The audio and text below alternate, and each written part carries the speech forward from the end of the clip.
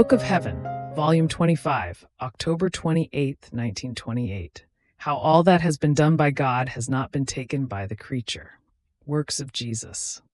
The Feast of Christ the King, prelude of the kingdom of the divine will. I was continuing my round in the divine volition to follow all of its acts, and my sweet Jesus, making himself felt in my interior, told me, "My daughter, all that has been done by our divinity, as much in creation as in redemption and sanctification, has not all been absorbed by the creature, but is all in my divine will, in waiting to give itself to creatures.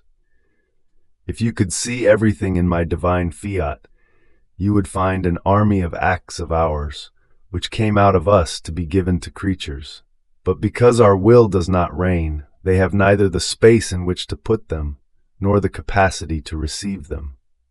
And this divine militia has been waiting for as long as 20 centuries to place itself in office of exercise, so as to bring to creatures the gifts, the clothings, the joys, and the divine weapons which each of our acts possesses, in order to form together with them one single divine army, a celestial militia. Now, so that the kingdom of our divine will may reign in the midst of creatures, it is necessary that the creature absorb into herself all of these acts of the divinity done for love of them, and absorb them so much into herself as to enclose within herself everything that my fiat possesses, interiorizing them and consummating them within herself. So my divine will, consummated within the creature, will make this whole divine army re-enter into her. All of our acts which came out of us for love of them, in creation, redemption, and sanctification, will re-enter into creatures, and my divine will, re-entered and consummated within them, will feel triumphant and will reign, dominant, together with our divine army.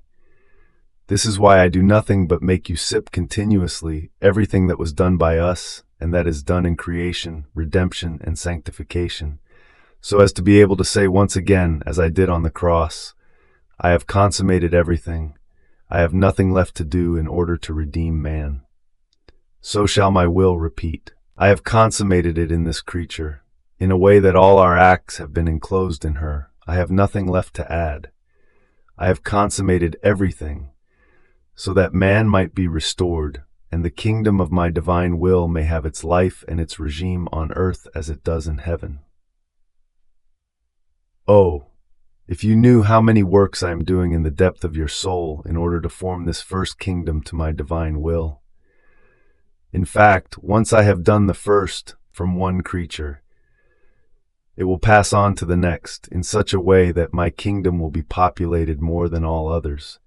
Therefore, my love in forming this kingdom of mine is so great that in the soul in whom my divine volition must reign, I want to enclose everything that I myself did in redemption, that which the sovereign queen did, adding what all the saints have done and do.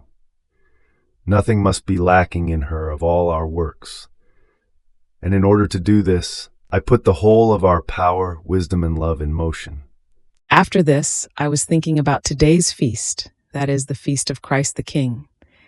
And my sweet Jesus, moving in my interior, told me, "My daughter, the Church does nothing but intuitively grasp what she must know on my divine will and how its kingdom must come.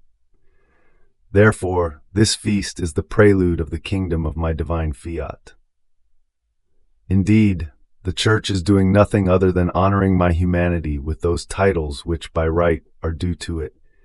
And when she has given me all the honors that befit me, she will move on to honor and to institute the feast to the kingdom of my divine will, by which my humanity was animated.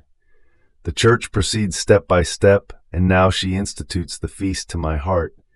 Now she consecrates the century in all solemnity to Christ the Redeemer, and now she moves on with greater solemnity to institute the feast to Christ the King. Christ the King means that he must have his kingdom. He must have peoples worthy of such a king. And who will ever be able to form for me this kingdom if not my will? Then, yes, will I be able to say, I have my people, my fiat has formed it for me. Oh, if the leaders of the church knew what I have manifested to you about my divine will, what I want to do, its great prodigies, my yearnings, my sorrowful heartbeats, my anguishing sighs, for I want my will to reign, to make everyone happy, to restore the human family.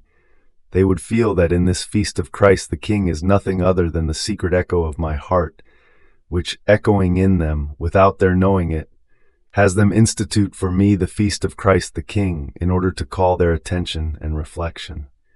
Christ the King and his true people, where are they? And they would say, let us hasten to make his divine will known. Let us let it reign, that we may give a people to Christ the King, whom we have called so. Otherwise we have honored him with words, but not with facts.